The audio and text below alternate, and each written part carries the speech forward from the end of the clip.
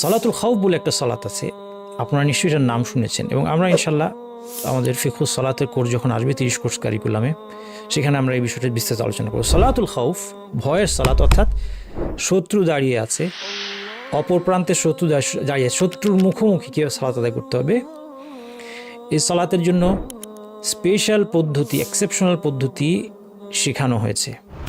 এবং তার মধ্যে একটা পদ্ধতি পার্টিকুলারলি এসেছে একটা বিশেষ কারণে। হাদিসের মধ্যে ঘটনাটা এরকম যে এক যুদ্ধের মাঝখানে রাসূলুল্লাহ সাল্লাল্লাহু আলাইহি ওয়াসাল্লাম সাহাবীদেরকে নিয়ে সালাত আদায় করলেন, জোহরের সালাত আদায় করলেন। যুদ্ধের অবস্থাতেও কোনো সালাত থেকে কোনো অব্যাহতি নাই। এবং তারপর শত্রুরা দেখলো যে তারা কিভাবে সালাত আদায় করে।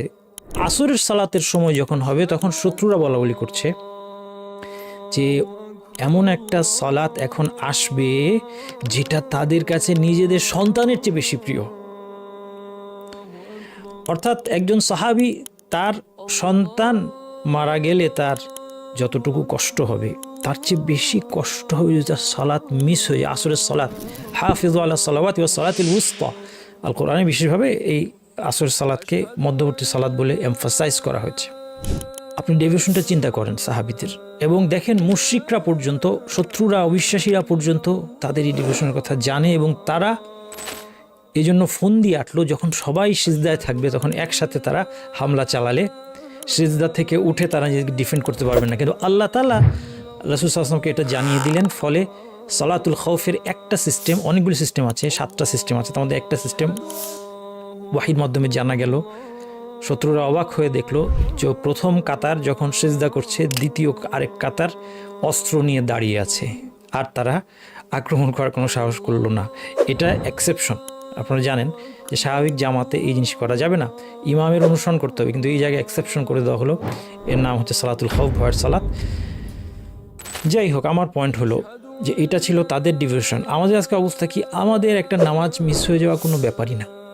আমরা যেমন নাকের উপর মাছি বসলে এইভাবে আমরা মাছি তাড়িয়ে দিই, সহজ ব্যাপার। আচ্ছা, মিস হয়ে গেছে, অসুবিধা কি, ব্যস্ত ছিলাম, পড়তে পারিনি, মিস হয়ে গেল।